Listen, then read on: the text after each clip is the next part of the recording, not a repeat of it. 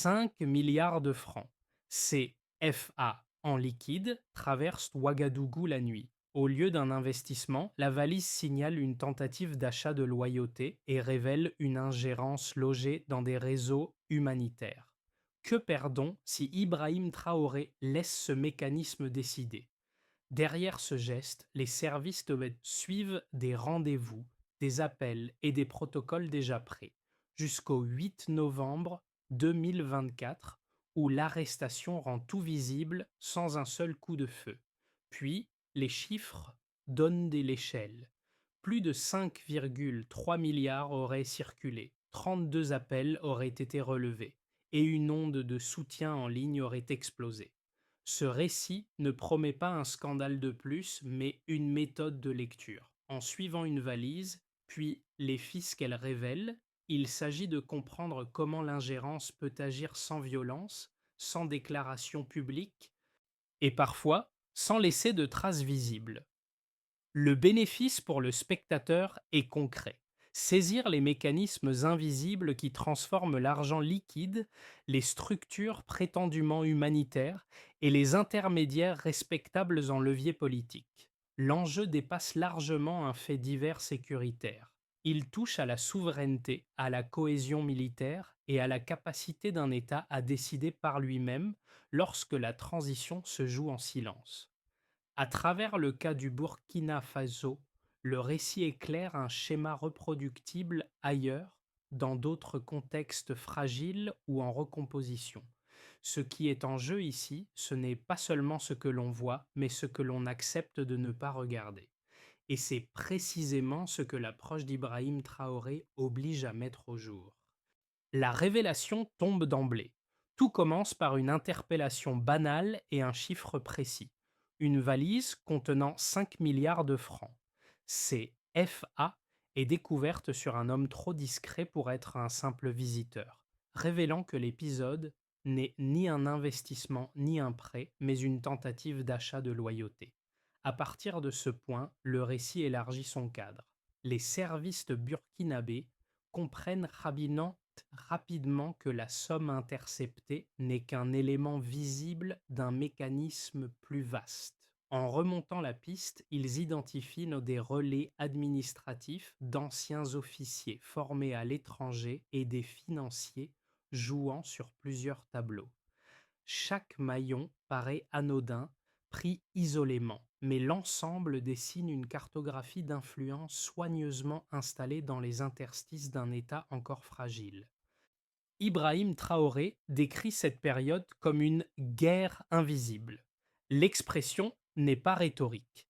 Elle renvoie à une bataille menée loin des lignes de front, dans des bureaux temporaires, des hôtels loués à la semaine et des accords déjà rédigés. Le pouvoir ne se dispute pas par la force, mais par la promesse, l'avance en liquide et l'illusion d'une transition maîtrisée. Le contexte régional renforce cette vulnérabilité.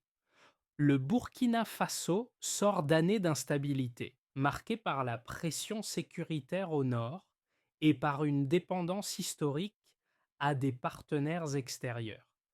Dans ce cadre, l'argent liquide devient un accélérateur. Il permet d'agir vite, de contourner les contrôles classiques et de tester la solidité des fidélités internes. C'est là que la décision politique intervient. Plutôt que de bloquer immédiatement les approches, l'entourage d'Ibrahim Traoré choisit de laisser le dispositif se déployer sous surveillance. Cette stratégie transforme une tentative d'ingérence en opportunité de compréhension. Chaque appel, chaque rendez-vous, chaque protocole déjà imprimé devient une donnée. Ainsi, la valise n'est pas un accident, mais le premier révélateur d'un système structuré où l'argent, le langage humanitaire et les réseaux intermédiaires s'imbriquent pour peser sur la trajectoire d'un pays. Dans cette séquence, le récit quitte les abstractions pour suivre des figures concrètes. Les véritables guides ne sont ni les financiers étrangers, ni les intermédiaires sur deux, mais un noyau restreint d'officiers burkinabés placés au cœur de la chaîne de commandement. Leur rôle n'est pas héroïque au sens spectaculaire. il est méthodique, discret, presque administratif. Un premier officier reçoit une proposition apparemment anodine, un rendez-vous informel, un bureau loué pour quelques jours, des mots polis, des intentions volontairement floues. La discussion semble s'achever sans engagement clair, jusqu'à ce que la valise apparaisse en fin d'échange. La scène est brève, mais elle révèle une méthode, entrer par la porte la plus ordinaire.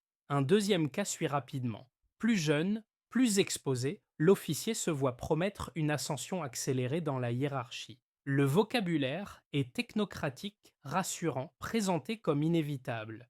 Là encore, le piège réside dans les détails. Un protocole déjà imprimé, des engagements financiers prêts à être versés, une transition décrite comme une formalité. Rien n'est imposé, tout est suggéré. Ces épisodes produisent des effets immédiats. À l'intérieur des forces armées, la vigilance augmente. Les rumeurs cessent d'être ignorées et deviennent des signaux à documenter. Les échanges sont notés, les itinéraires recoupés, les intermédiaires observés. À l'extérieur, rien ne semble bouger. C'est précisément cette absence de bruit qui permet au dispositif de se déployer.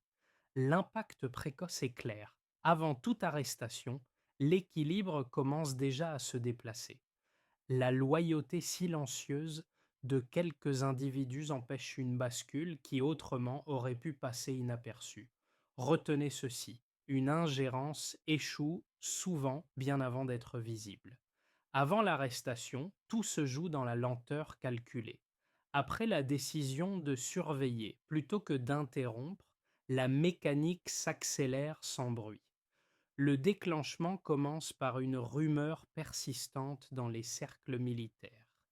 Un homme étranger, poli et méthodique, proposerait un soutien discret à certains officiers afin de garantir une transition présentée comme inévitable. Rien d'illégal en apparence. Les montants ne sont pas évoqués immédiatement. Le vocabulaire reste flou, presque administratif. Cette ambiguïté constitue la première alerte. L'information remonte progressivement jusqu'au niveau décisionnel, où l'entourage d'Ibrahim Traoré fixe une ligne simple: observer, documenter, ne rien précipiter. La montée s'installe sur plusieurs jours. Les contacts se multiplient. Un rendez-vous improvisé dans un restaurant anonyme. Un appel bref passé depuis une ligne cryptée. Une rencontre dans un hôtel du centre de Ouagadougou dont les chambres sont louées à la semaine et réglées en liquide.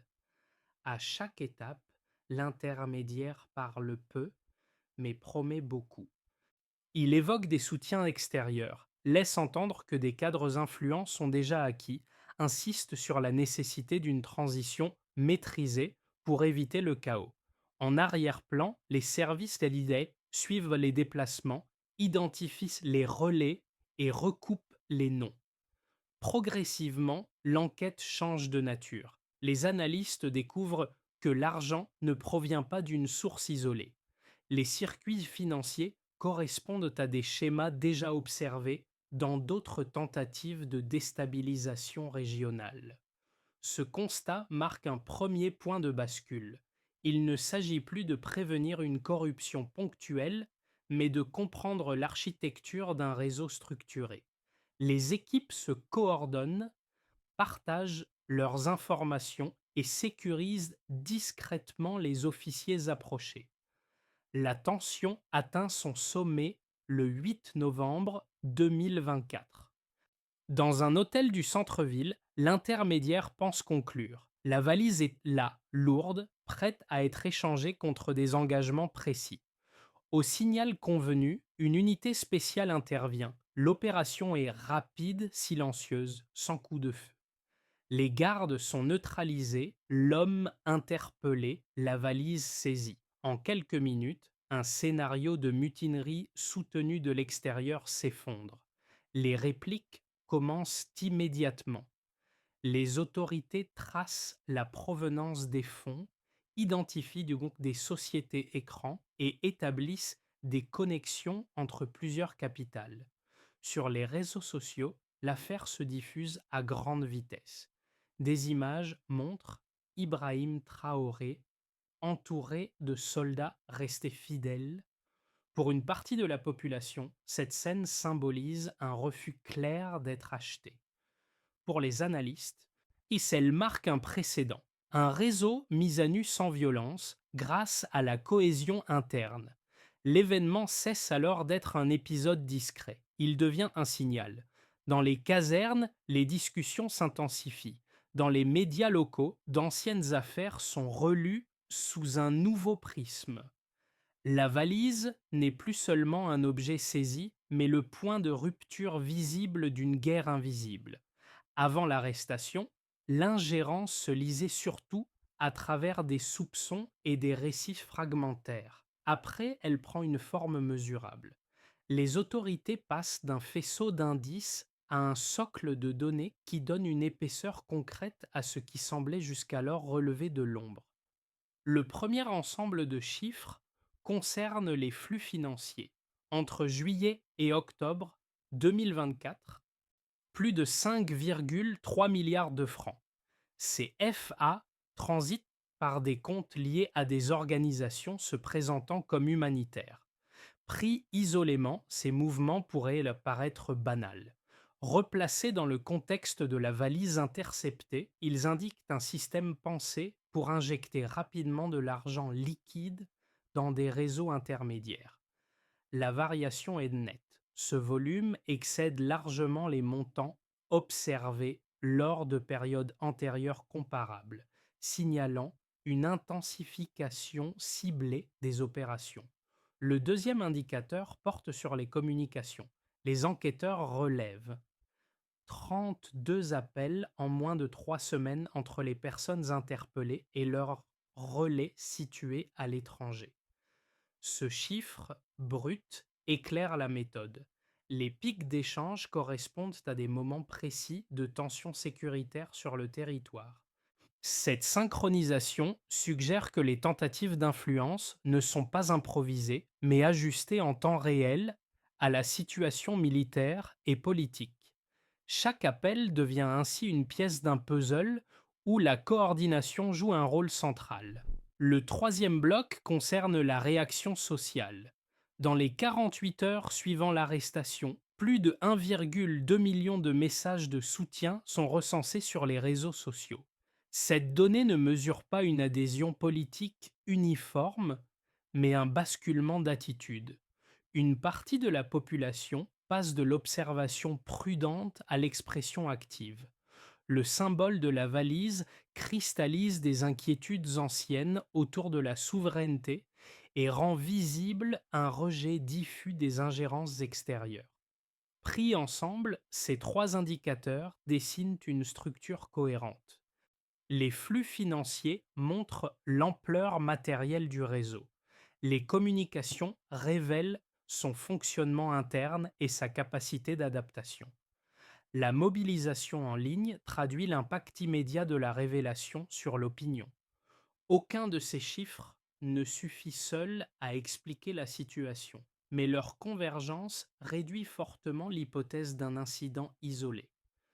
Pour le pouvoir en place, sous la conduite d'Ibrahim Traoré, ces données remplissent une double fonction. Elles servent d'abord à légitimer l'intervention auprès des institutions nationales, en donnant des repères mesurables à une opération restée sans violence. Elles constituent ensuite un message à l'extérieur. L'ingérence, lorsqu'elle est documentée, cesse d'être un récit concurrent pour devenir un fait opposable. Cette séquence par les chiffres referme une boucle de curiosité ouverte plus tôt. Elle répond à la question implicite. Comment prouver une guerre invisible sans tirer un seul coup de feu?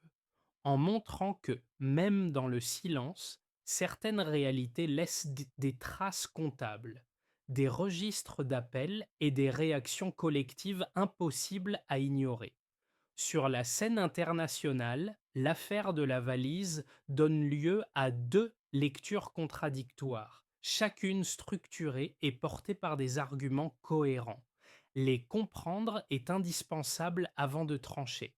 La première lecture, relayée par plusieurs chancelleries occidentales, et certains analystes sécuritaires affirment que l'épisode serait le symptôme d'une dérive défensive. Selon cette position, les autorités burkinabées verraient des ingérences partout et risqueraient de transformer la vigilance en isolement.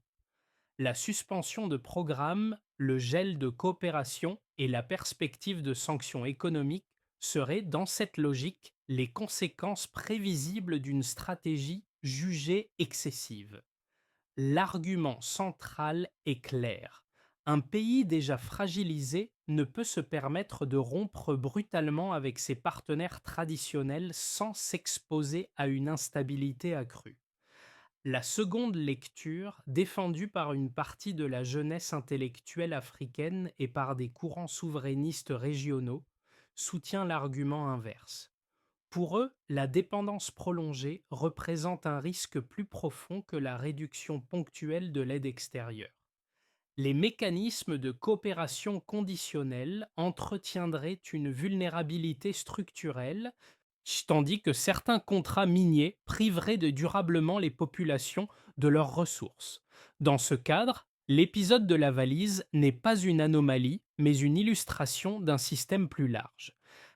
La fermeté affichée par les autorités, souvent associée au nom d'Ibrahim Traoré, serait alors perçue comme un laboratoire politique observé au-delà du Burkina Faso.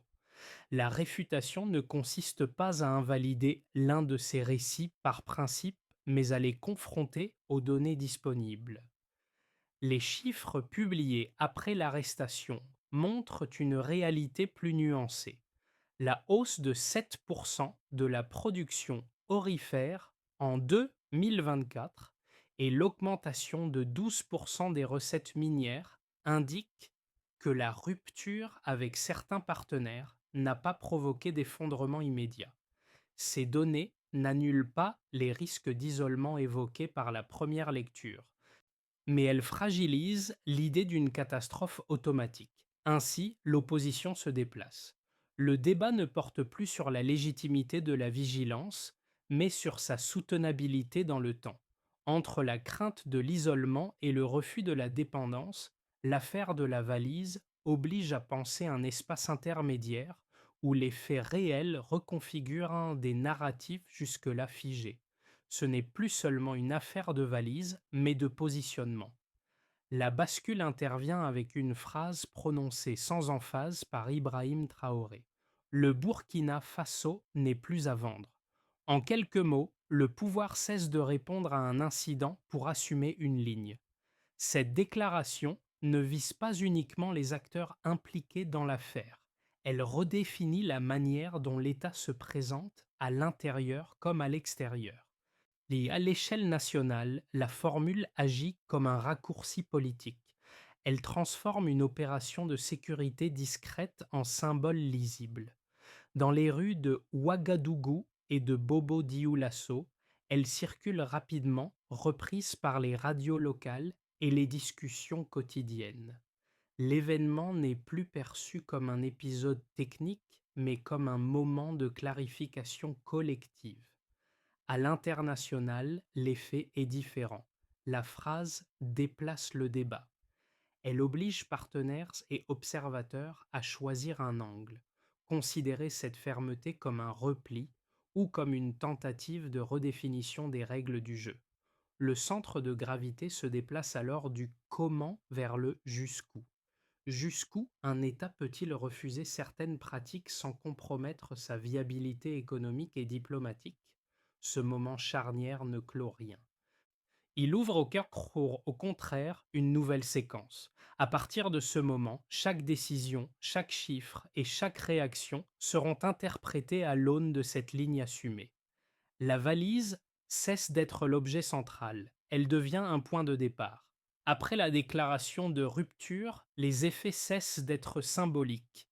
Ils se traduisent par des changements observables qui touchent des acteurs différents et révèlent ce que signifie concrètement une politique de souveraineté assumée sous la conduite d'Ibrahim Traoré. Pour l'État, l'affaire de la valise devient un levier administratif. Les autorités engagent une renégociation de plusieurs contrats miniers avec une exigence claire, augmenter la part de valeur captée localement. Cette orientation se traduit par une hausse immédiate des recettes issues de l'or et par l'obligation, pour certaines sociétés étrangères, de réinvestir une part fixe de leurs bénéfices sur le territoire. En parallèle, un fonds souverain est annoncé pour financer des infrastructures de jugées prioritaires. Ces mesures ne résolvent pas toutes les fragilités institutionnelles, mais elles redonnent à l'administration une marge de manœuvre qu'elle n'avait plus depuis longtemps. Pour les entreprises, locales comme étrangères, le signal est ambivalent. Les règles deviennent plus strictes, parfois plus contraignantes, mais aussi plus lisibles. Certains investisseurs dénoncent une orientation qu'ils jugent protectionniste. D'autres y voient au contraire une clarification bienvenue permettant d'anticiper les risques et les obligations. Le marché s'ajuste lentement. Les acteurs qui privilégiaient la rente rapide se retirent, tandis que ceux misant sur la stabilité à moyen terme réévaluent leur position. Dans les notes d'analyse, le modèle Traoré commence à apparaître comme une référence, discutée mais suivie de près. Pour la population, l'impact est d'abord psychologique et social. L'épisode agit comme un électrochoc. Les messages de soutien massifs observés après l'arrestation se prolongent par des débats, des initiatives citoyennes et une attention accrue aux questions de corruption et d'ingérence.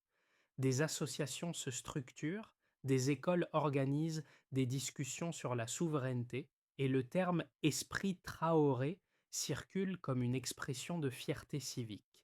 Cette mobilisation n'efface ni la pauvreté ni les tensions sécuritaires, mais elle modifie le rapport entre citoyens et institutions. À l'échelle régionale, enfin, le Burkina Faso renforce ses liens avec le Mali et le Niger au sein de l'Alliance des États du Sahel. Des projets agricoles, énergétiques et sécuritaires communs prennent forme. Pour les observateurs, cette convergence marque une tentative d'échapper au circuit traditionnel de dépendance. Le nom d'Ibrahim Traoré circule alors au-delà des frontières comme le symbole d'un repositionnement géopolitique en construction. Ainsi, l'affaire cesse d'être un événement isolé.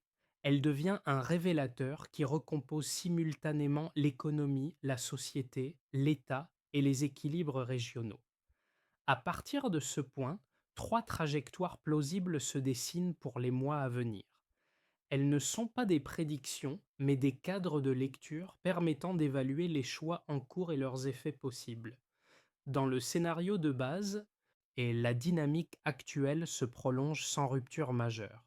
Les institutions continuent de se consolider lentement, la réforme des forces armées progresse par étapes, et la renégociation partielle des contrats miniers s'inscrit dans de nouveaux cadres juridiques. La croissance demeure modérée, suffisante pour éviter une contraction économique, mais trop limitée pour transformer rapidement les conditions de vie.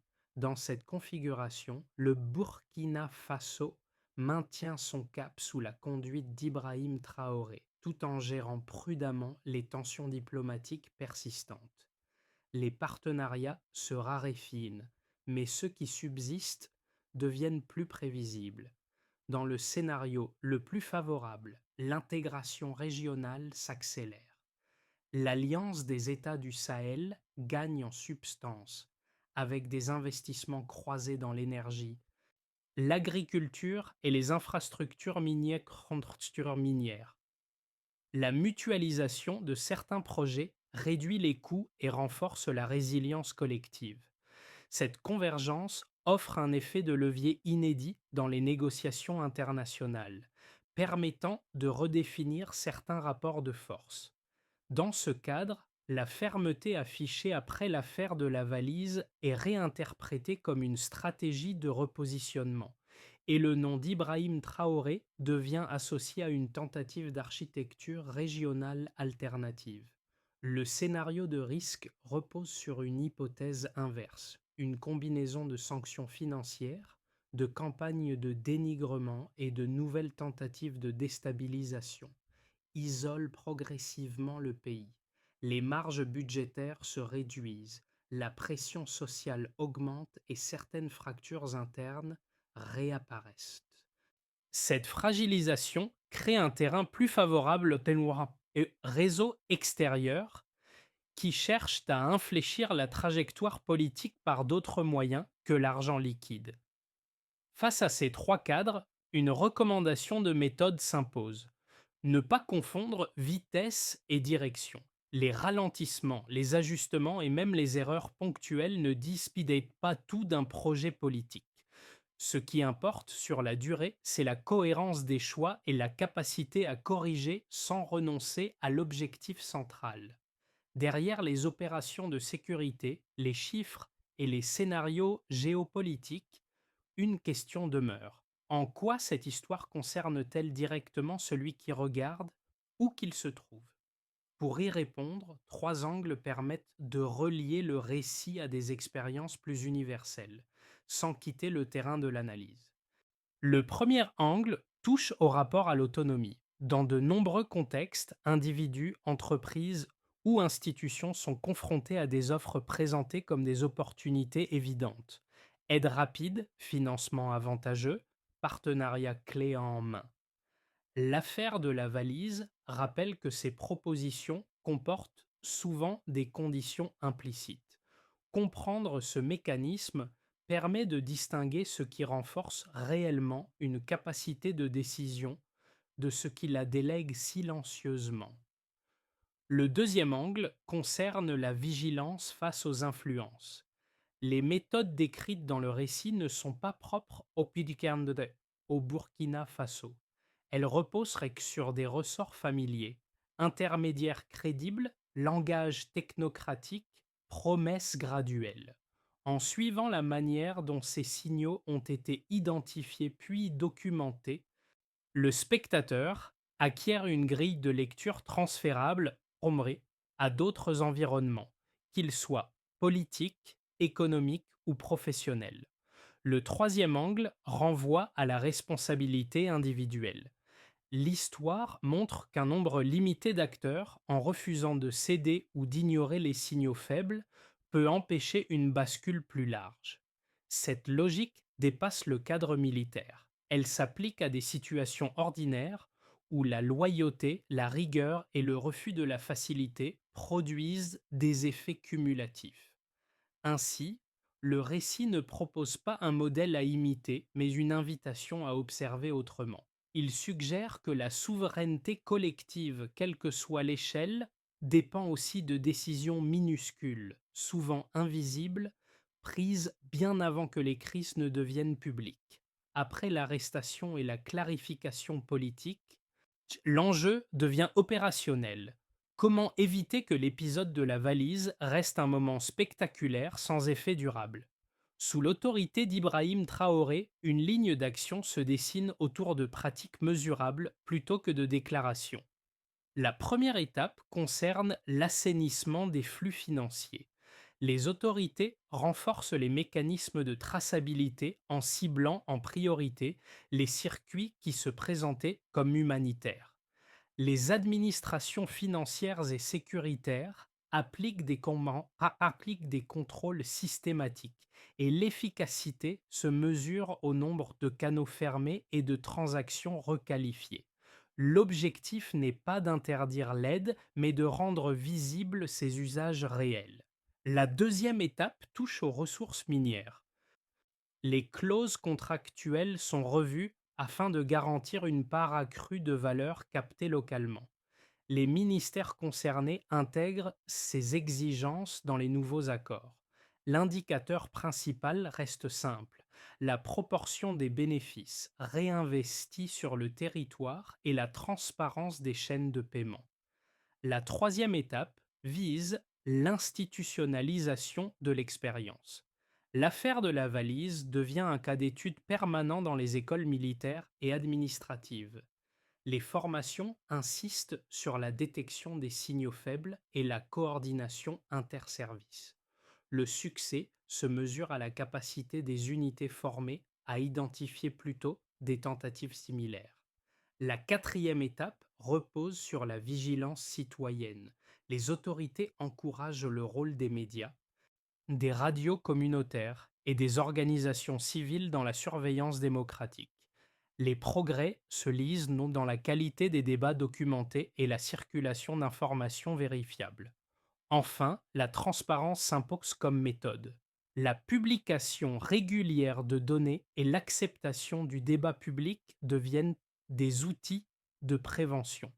Cette feuille de route ne promet pas l'absence de risque, mais elle transforme une crise évitée en apprentissage collectif. Lorsque la nuit retombe sur Ouagadougou, une image persiste, discrète mais structurante, celle d'officiers qui, dès les premiers signaux, ont choisi de feindre l'hésitation pour mieux comprendre ce qui se jouait réellement. Ce motif, introduit au début du récit, revient ici comme un fil invisible reliant le calme apparent des débuts à la tension du dénouement. Leurs gestes n'avaient rien d'héroïque au sens classique. Ils relevaient d'une fidélité silencieuse, presque administrative, faite de notes prises, de rendez-vous suivis et d'informations transmises au moment juste. C'est cette accumulation de décisions modestes qui empêche la bascule. En arrière-plan, la posture assumée d'Ibrahim Traoré donne un cadre politique à ses choix individuels sans jamais les transformer en mise en scène. Dans les quartiers populaires, l'histoire circule désormais sous forme d'anecdotes. L'officier qui a observé sans parler, celui qui a attendu avant de signaler, celui qui a compris que céder une fois suffisait à tout compromettre. Ces récits n'effacent ni les menaces persistantes, ni les fragilités quotidiennes, mais ils installent une idée simple. La loyauté n'a pas de prix. Elle résume ce que la valise de 5 milliards aurait pu acheter, ce qu'elle n'a pas obtenu et ce que la société burkinabé refuse désormais de céder. L'histoire ne se referme ni sur l'arrestation d'un intermédiaire, ni sur la saisie d'une valise. Elle continue de s'écrire dans les choix quotidiens d'un pays qui cherche à décider par lui-même, dans un environnement où les pressions prennent rarement des formes frontales. Ce que montre cet épisode du Burkina Faso, sous la conduite d'Ibrahim Traoré, dépasse donc largement un cadre national. Chaque société possède ses propres valises silencieuses. Elles ne circulent pas toujours en liquide. Elles peuvent prendre la forme d'opportunités trop avantageuses, de partenariats déjà rédigés, de solutions présentées comme inévitables. Le récit invite à regarder autrement ces mécanismes et à interroger ce qu'ils demandent en échange. Pour le spectateur, l'enjeu n'est pas d'adhérer à une ligne politique particulière, mais d'exercer un regard plus attentif. Comment se fabriquent les dépendances? À quel moment une aide devient-elle un levier d'influence? Où se situe la frontière entre coopération et renoncement? Si cette histoire vous évoque des situations proches ou lointaines, vous pouvez les questionner, les discuter, les mettre en perspective. C'est souvent dans ces échanges mesurés, sans slogan ni certitudes immédiates, que se construisent les réflexes qui empêchent les décisions collectives d'être prises à la place de ceux qu'elles concernent.